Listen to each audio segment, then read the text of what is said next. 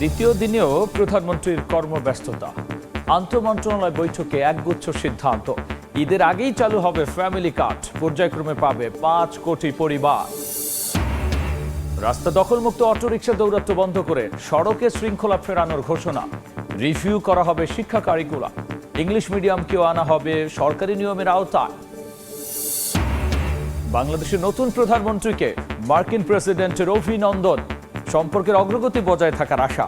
মেরুদণ্ড সোজা রেখে সবার সঙ্গে বন্ধুত্ব রাখবে ঢাকা। দেশ গঠনে সরকারকে সর্বাত্মক সহযোগিতা আগ্রহী জামাত, জানালেন ডাক্তার শফিকুর রহমান। সংসদ কার্যকর করতে দ্রুত অধিবেশন ডাকার আহ্বান বিরোধী দলীয় চিফ হুইপের। এবং সরবরাহের ঘাটতি না থাকলেও চড়া বাজার, কর ছাড় সহ ব্যবসায়ীরা নানা সুবিধা পেলেও সুফল পাচ্ছে না ভোক্তারা। কৃত্রিম সংকট তৈরির চেষ্টা করলে কঠোর ব্যবস্থার হুঁশিয়ারি।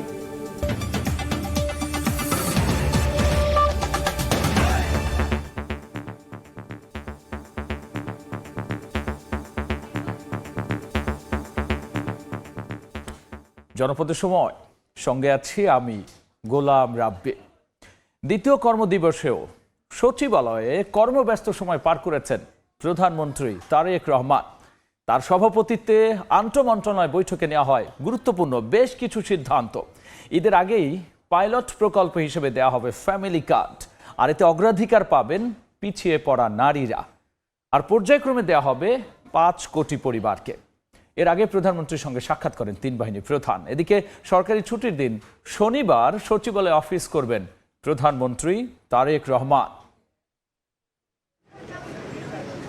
রোজার প্রথম দিন, সরকার প্রধানের দ্বিতীয় দিনের কর্মদিবস।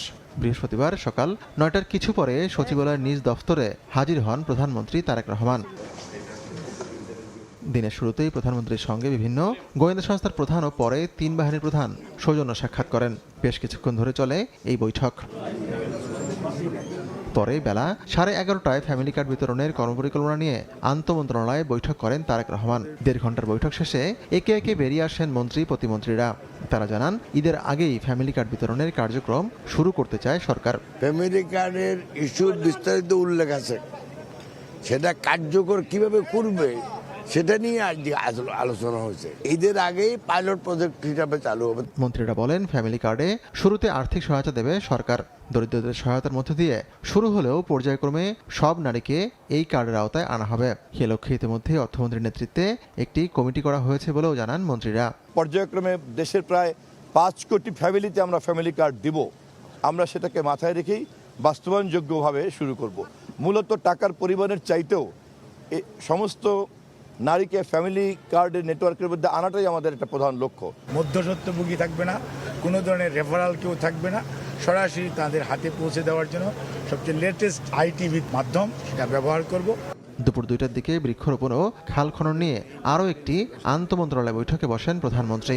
বৈঠক শেষে বিভিন্ন বিষয় সম্পর্কে গণমাধ্যমকে অবহিত করেন মন্ত্রীরা। খাল খনন কর্মসূচিটা করতে হলে এটা একটা চারটা মিনিস্ট্রির একটা কনসার্ন, এবং কবে নাগাদ আমরা শুরু করতে পারবো এটা আমরা এই সপ্তাহে বসে পরবর্তী সপ্তাহে বসে সিদ্ধান্ত নিব। এবং সিদ্ধান্তটা খুবই গুরুত্বপূর্ণ এই কারণে যে এই কাজটা আমাদেরকে 180 দিনের মধ্যে শুরু এবং ম্যাক্সিমামটা করতে হবে। প্রধানমন্ত্রীর কার্যালয় এবং যমুনার মেরামত কাজ শেষ না হয় আগামী কয়েকদিন সচিবালয়ে অফিস করবেন প্রধানমন্ত্রী তারেক রহমান। শনিবার ছুটির দিনও সচিবালয়ে অফিস করবেন তিনি। ফাতিকুর রহমান তামাল, সময় সংবাদ, ঢাকা। রাস্তা দখলমুক্ত অটোরিকশার দৌরাত্ম্য বন্ধ করে সড়কে শৃঙ্খলা ফেরানোর ঘোষণা দিয়েছেন সড়ক, রেল ও নৌ পরিবহন মন্ত্রী শেখ রবিউল আলম। আসন্ন ঈদযাত্রায় ভোগান্তি কমাতে ঈদের ছুটি বাড়ানো সহ নানা পরিকল্পনার কথা জানিয়েছেন তিনি। সড়কে চাঁদাবাজি বন্ধেও নেওয়া হবে কঠোর ব্যবস্থা। দেশের রেল সেবাকে উন্নত করতে প্রধানমন্ত্রীর নির্দেশনা অগ্রাধিকার ভিত্তিতে বাস্তবায়নের কথাও জানিয়েছেন মন্ত্রী। দায়িত্ব গ্রহণের দ্বিতীয় দিনেও ব্যস্ত সময় পার করেন মন্ত্রী প্রতিমন্ত্রীরা। সড়ক পরিবহন, রেল ও নৌ পরিবহন মন্ত্রণালয়ের ঊর্ধ্বতন কর্মকর্তাদের সঙ্গে মতবিনিময় সহ নির্ধারিত বেশ কয়েকটি কর্মসূচির পর বিকেলে সচিবালয়ে সাংবাদিকদের মুখোমুখি হন 3টি মন্ত্রণালয়ের দায়িত্ব পাওয়া মন্ত্রী শেখ রবিউল আলম। অনেক সমস্যা আমরা চিহ্নিত করেছি, অনেক প্রস্তাবনাগুলি আমাদের কাছে আছে। প্রশ্নের জবাবে জানান, সরকারের 180 দিনের পরিকল্পনায় সড়কে শৃঙ্খলা ফেরানোই প্রধান কাজ। বলেন, রাজধানীতে অটোরিকশা চলাচল এবং যত্রতত্র পার্কিং বন্ধে সিটি কর্পোরেশনের সঙ্গে আলোচনা করেই সিদ্ধান্ত নেওয়া হবে। এছাড়া রেল সেবাকে আরও উন্নত করতে প্রধানমন্ত্রীর নির্দেশনা বাস্তবায়নে অগ্রাধিকার দেওয়ার কথা জানান তিনি। উনি রেলটাকে সম্প্রসারণ করতে চান, রেলের সেবা এটা প্রতিষ্ঠিত করতে চান, আবার প্রসারিত করতে চান। দেশেই আমাদের ইঞ্জিন তৈরি করা যায় কিনা। আসন্ন ঈদে মানুষের স্বস্তিতে ঘরে ফিরতে ঈদের ছুটি বাড়ানো, তৈরি পোশাক শিল্প কারখানায় পর্যায়ক্রমে ছুটি দেওয়া সহ নানা পরিকল্পনার কথা জানান তিনি। সড়কে কোনোভাবেই চাঁদাবাজি করার সুযোগ মিলবে না বলে হুঁশিয়ারি দেন মন্ত্রী। বাস মালিক সমিতি আছে, শ্রমিক সমিতিগুলিও আছে, তাদের কল্যাণেই তারা এটা ব্যয় করে, বিধায় কালেক্ট করে তাদের সম্মতিতে। চাঁদা, আমি ওইটাকে বলতে চাই যে কেউ দিতে চান না বা তাকে বাধ্য করা হচ্ছে, সেটা হলো চাঁদা। চাঁদাবাজি এরকম যদি কেউ করতে আসে তা কোনো সুযোগ নেই। গতবারে যে পদক্ষেপটা নেওয়া হয়েছিল মোটামুটি সফল ছিল, কিন্তু এটা সফল হওয়ার ক্ষেত্রে আরেকটা কাজ করেছে, সেটা হচ্ছে ছুটিটাও বড় ছিল দীর্ঘদিনের। তো ঈদের ছুটিটা যদি একটু বড় হয় তাহলে ম্যানেজমেন্টটা খুব ইজি হয়ে যায়। রাষ্ট্র ব্যবস্থাপনায় দলীয় কোনো প্রভাব প্রাধান্য পাবে না বলেও জানান শেখ রবিউল আলম। প্রসূন আশিস, সময় সংবাদ, ঢাকা। শিক্ষা মন্ত্রণালয়ে কোনো বদলি বাণিজ্য এবং সিন্ডিকেট চলবে না বলে হুঁশিয়ারি দিয়েছেন শিক্ষামন্ত্রী এহসানুল হক মিলন। সকালে সচিবালয়ের সংবাদ সম্মেলনে একথা বলেছেন তিনি জানিয়েছেন, শিক্ষা খাত আধুনিকায়নে কারিকুলাম রিভিউ করবে সরকার। এছাড়াও ইংলিশ মিডিয়ামকেও সরকারি নিয়ম নীতির আওতায় আনা হবে বলেও জানিয়েছেন তিনি। নতুন সরকারের দ্বিতীয় কর্মদিবসে কর্মচঞ্চল সচিবালয়। এদিন শিক্ষা ব্যবস্থা নিয়ে সরকারের পরিকল্পনা জানাতে গণমাধ্যমের মুখোমুখি হন শিক্ষামন্ত্রী এবং প্রতিমন্ত্রী। পরিমার্জন করা প্রয়োজন। শিক্ষামন্ত্রী এহসানুল হক মিলন বলেন, শিক্ষা মন্ত্রণালয়ের কোনো বদলি বাণিজ্য এবং সিন্ডিকেট চলবে না। শিক্ষা খাত আধুনিকায়নে কারিকুলাম রিভিউ করার কথা জানান তিনি। আমরা কারিকুলাম রিভিউ করব এবং যেখানে যা পরিমার্জন করা প্রয়োজন সেটা আমরা করব। আমরা ইংলিশ মিডিয়াম স্কুলগুলো কিভাবে আমাদের রেগুলেটরি আন্ডারে আনা যায় সেই ব্যবস্থা আমাদের নিতেই হবে। অতীতে মপ করে অটো পাস নেওয়া হয়েছে উল্লেখ করে শিক্ষা ব্যবস্থা ঢেলে সাজানোর কথা বলেন শিক্ষামন্ত্রী। ক্লাস পরীক্ষা বাদ দিয়ে শিক্ষকদের রাজনৈতিক কর্মসূচি চলবে না বলেও হুঁশিয়ার করেন তিনি। আমরা যদি এই ধরনের বদলি কোনো অসামঞ্জস্য থেকে থাকে ওগুলিকে আমরা দেখব। দুর্নীতি হবে না, হতে পারে না, এটা আশ্বস্ত করতে পারে। এ সময় মাধ্যমিক স্তরে খেলাধুলা বাধ্যতামূলক এবং কারিগরি শিক্ষা অন্তর্ভুক্ত করার কথা জানান শিক্ষা প্রতিমন্ত্রী ববি হাজ্জাজ। বলেন, শিক্ষা নিয়ে রাজনীতি করবে না সরকার। আমরা চাই মাধ্যমিক স্তর থেকে ক্রীড়া বাধ্যতামূলক হোক, শুধু ইভেন্ট হিসেবে না, টাইম টেবিল হিসেবে। আমরা শিক্ষা নিয়ে রাজনীতি করব না, আমরা শিক্ষা নিয়ে রাষ্ট্র গড়ব। মন্ত্রণালয়ের কার্যক্রম অ্যাপের আওতায় আনার কথা জানানো হয় সংবাদ সম্মেলনে। সার্টিফিকেট নয়, সক্ষমতা। হাসান ওয়ালি, সময় সংবাদ, ঢাকা। নবনির্বাচিত প্রধানমন্ত্রী তারেক রহমানকে অভিনন্দন জানিয়েছেন মার্কিন প্রেসিডেন্ট ডোনাল্ড ট্রাম্প। চিঠিতে তিনি দ্বিপাক্ষিক বাণিজ্য সম্পর্কের ইতিবাচক অগ্রগতি বজায় রাখতে তারেক রহমানের সহযোগিতা প্রত্যাশা করেছেন। ভারত চীনের পর এবার বাংলাদেশের নতুন প্রধানমন্ত্রী তারেক রহমানকে শুভেচ্ছা বার্তা পাঠালেন মার্কিন প্রেসিডেন্ট ডোনাল্ড ট্রাম্প। 18 ফেব্রুয়ারি ট্রাম্প স্বাক্ষরিত এই অভিনন্দন বার্তায় আমেরিকার জনগণের পক্ষ থেকে ঐতিহাসিক নির্বাচনে বিজয়ী হওয়ায় প্রধানমন্ত্রীকে শুভেচ্ছা জানানো হয়। চিঠিতে মার্কিন প্রেসিডেন্ট বলেন, ঢাকা ওয়াশিংটন অংশীদারিত্ব পারস্পরিক শ্রদ্ধা ও অভিন্ন স্বার্থের ভিত্তিতে গড়ে উঠেছে। যুক্তরাষ্ট্র এবং বাংলাদেশের মধ্যে পারস্পরিক শ্রদ্ধা থাকলে উভয়ের স্বার্থ রক্ষা হলে ভারত প্রশান্ত মহাসাগরীয় অঞ্চলকে আরও শক্তিশালী এবং সমৃদ্ধ করা যেতে পারে বলেও উল্লেখ করেন ডোনাল্ড ট্রাম্প। প্রতিরক্ষা চুক্তিগুলো সম্পন্ন করতে সঠিক সিদ্ধান্ত ও পদক্ষেপ নেওয়ার আহ্বান জানান তিনি। এর ফলে বাংলাদেশের সেনাবাহিনী যুক্তরাষ্ট্রে তৈরি বিশ্বসেরা ও উন্নত মানের সরঞ্জাম ব্যবহার করতে পারবে বলেও উল্লেখ করেন তিনি। বিশেষ করে পারস্পরিক বাণিজ্য চুক্তি বাস্তবায়নের মাধ্যমে উভয় দেশের কৃষক শ্রমিকরা উপকৃত হবেন বলে আশা প্রকাশ করেন মার্কিন প্রেসিডেন্ট। ট্রাম্প চিঠিতে লেখেন, তিনি তারেক রহমানকে সঙ্গে নিয়ে একসঙ্গে কাজ করতে চান, বাংলাদেশের সঙ্গে যুক্তরাষ্ট্রের সম্পর্ককে আগের চেয়ে আরও উন্নত করতে চান। শাতিলা শারমিন, সময় সংবাদ, ঢাকা। মেরুদণ্ড সোজা রেখে সব দেশের সঙ্গে বাংলাদেশ বন্ধুত্ব বজায় রাখবে বলে মন্তব্য করেছেন পররাষ্ট্র প্রতিমন্ত্রী শামা ওবায়েদ। তিনি বলেছেন, এখন থেকে বাংলাদেশকে ভিন্ন নজরে দেখতে হবে বিশ্বকে। বৈদেশিক সব চ্যালেঞ্জ এবং ইস্যু জনগণের স্বার্থ মাথায় রেখেই সমাধান করা হবে বলেও জানিয়েছেন পররাষ্ট্র প্রতিমন্ত্রী। বৃহস্পতিবার সকালে দায়িত্ব গ্রহণের পর প্রথমবারের মতো পররাষ্ট্র মন্ত্রণালয়ে আসেন ডক্টর খলিলুর রহমান এবং শামা ওবায়দ ইসলাম। মন্ত্রী ও প্রতিমন্ত্রীকে ফুল দিয়ে অভিনন্দন জানান কর্মকর্তারা। উপস্থিত ছিলেন পররাষ্ট্র সচিব আসাদ আলম সিয়াম। মন্ত্রণালয়ের জ্যেষ্ঠ কর্মকর্তাদের সঙ্গে বৈঠকে বসেন নতুন পররাষ্ট্রমন্ত্রী এবং প্রতিমন্ত্রী। একই দিন দুপুরে গণমাধ্যম কর্মীদের প্রশ্নের জবাবে পররাষ্ট্র প্রতিমন্ত্রী বলেন, সব দেশের সঙ্গেই মেরুদণ্ড সোজা রেখে চ্যালেঞ্জ এবং বিবদমান ইস্যুর সমাধান করবে নতুন সরকার। জানান, নতুন গণতান্ত্রিক সরকারকে ভিন্ন নজরে দেখতে হবে বিশ্বকে। মেরুদণ্ড শক্ত করে আমরা সামনের দিকে এগোতে চাই। বাংলাদেশকে সবার ভিন্ন নজরে দেখতে হবে। সকল রাষ্ট্রের সাথে, সকল সরকারের সাথে আমাদের সম্পর্ক থাকবে বাংলাদেশের জনগণের স্বার্থকে সুরক্ষিত করে। ভিসা বন্ধের ব্যাপারে পররাষ্ট্র মন্ত্রণালয় কাজ করছে জানিয়ে শামা ওবায়দ বলেন, শেখ হাসিনাকে দেশে ফেরত আনার চলমান প্রক্রিয়া এগিয়ে নেবে তার মন্ত্রণালয়। সেটা নিশ্চয়ই পররাষ্ট্র মন্ত্রণালয় দেখবে। সেটা যে চলমান আছে প্রক্রিয়া তো চালিয়ে নিয়ে যেতে হবে। প্রথমবারের মতো মন্ত্রণালয়ে পররাষ্ট্র মন্ত্রী এবং প্রতিমন্ত্রীর ঊর্ধ্বতন কর্মকর্তাদের সঙ্গে সাক্ষাৎ শেষে গণমাধ্যমে জানালেন, মেরুদণ্ড সোজা রেখে সব দেশের সঙ্গে বন্ধুত্বপূর্ণ সম্পর্ক বজায় রাখতে চায় ঢাকা। এক্ষেত্রে দেশের জনগণের স্বার্থ সবার আগে বিবেচনায় আনা হবে।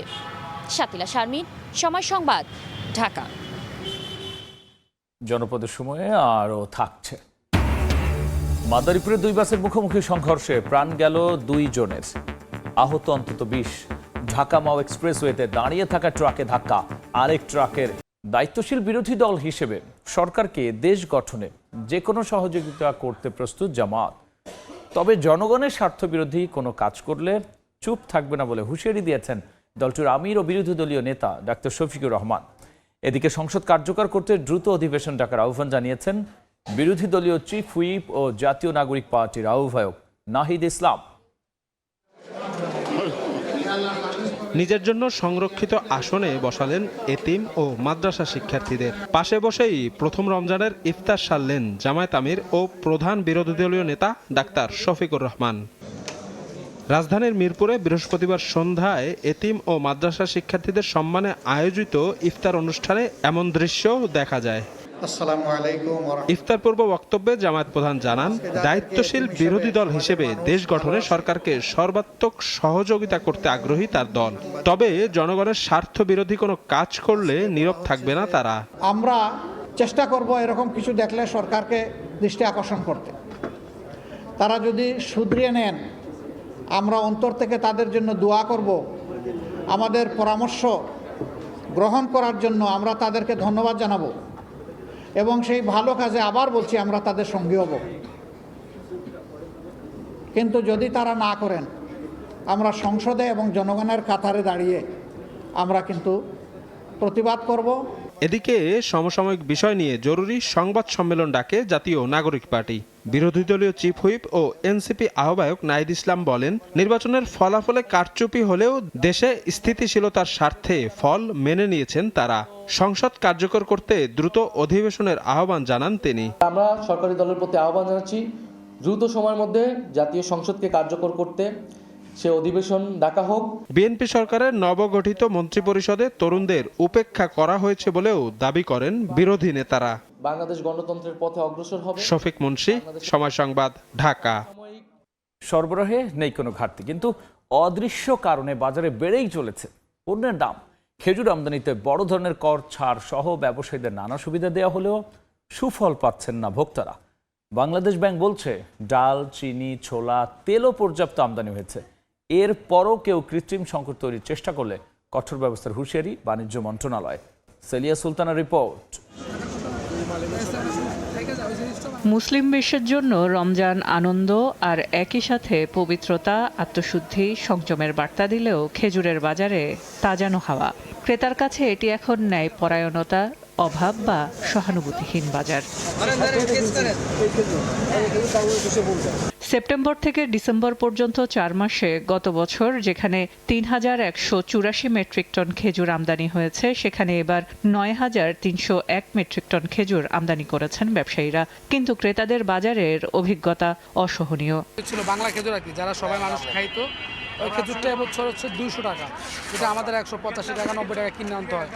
তো ওটা ছিল গেছে বছর ছিল হচ্ছে 150 টাকা। যদি না কমে তাহলে কষ্ট তো আগের মতোই থেকে যাবে এবং কষ্টের কোনো সীমা থাকবে না।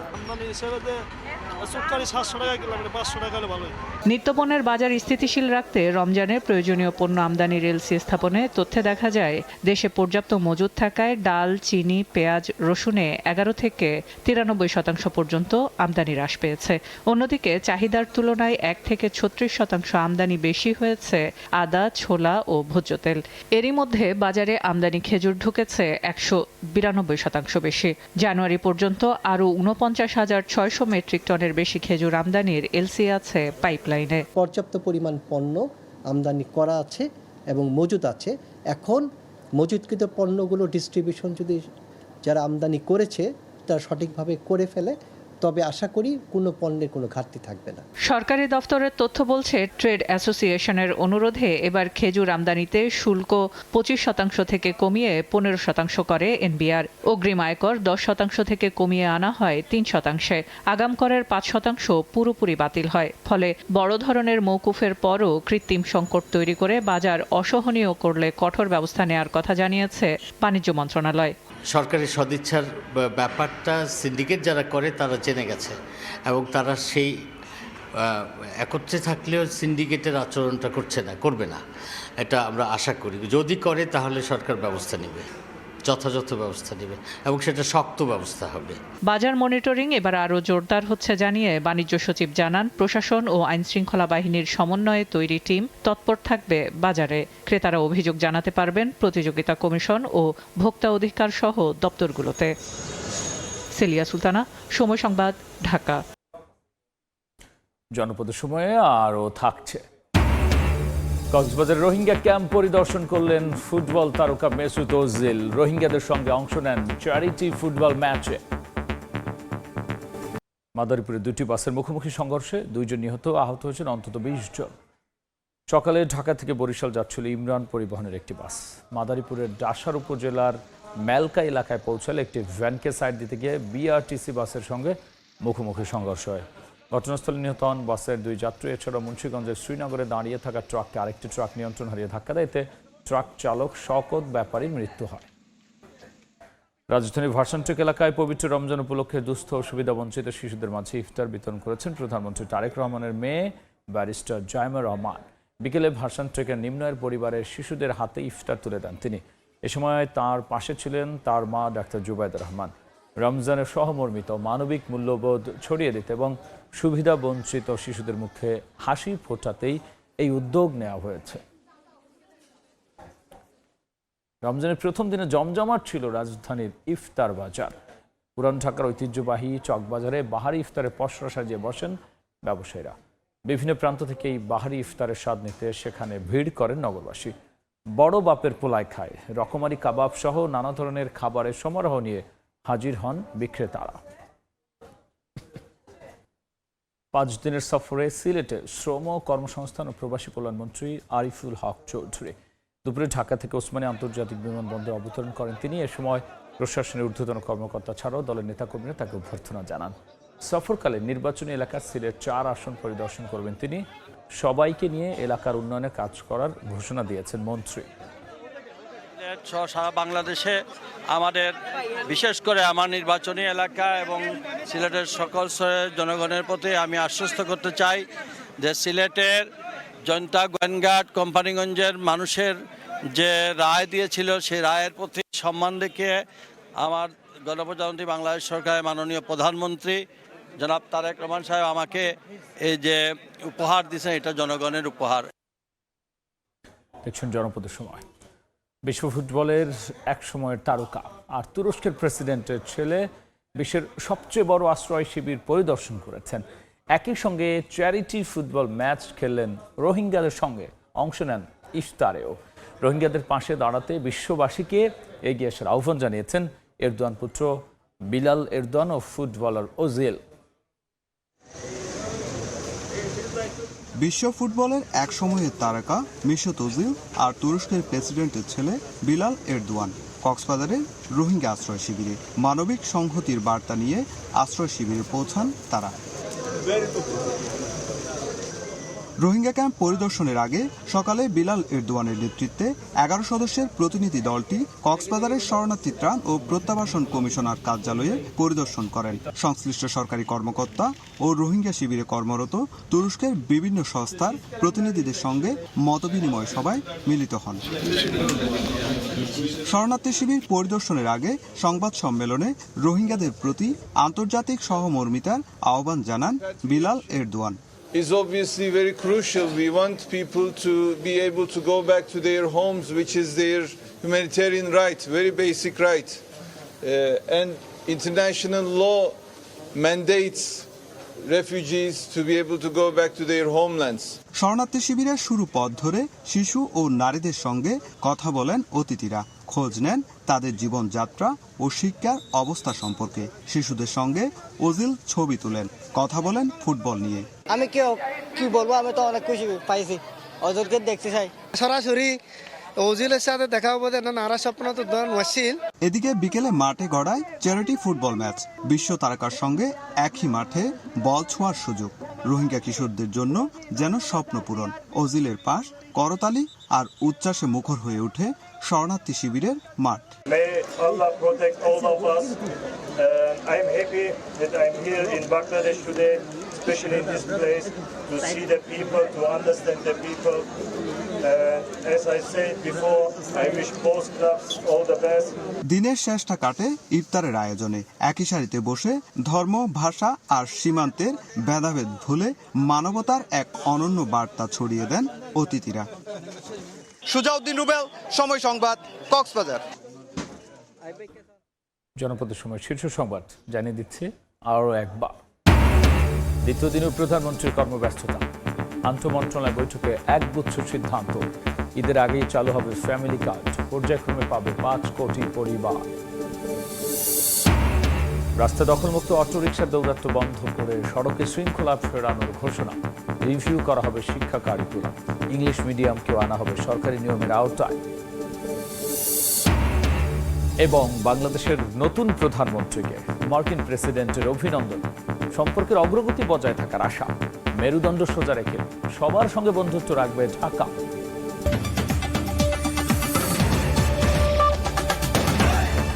এই ছিল জনপদের সময়। এরপর রাতের সময় নিয়ে আবারও আসছি কিছুক্ষণ পর। সঙ্গেই থাকুন সময়।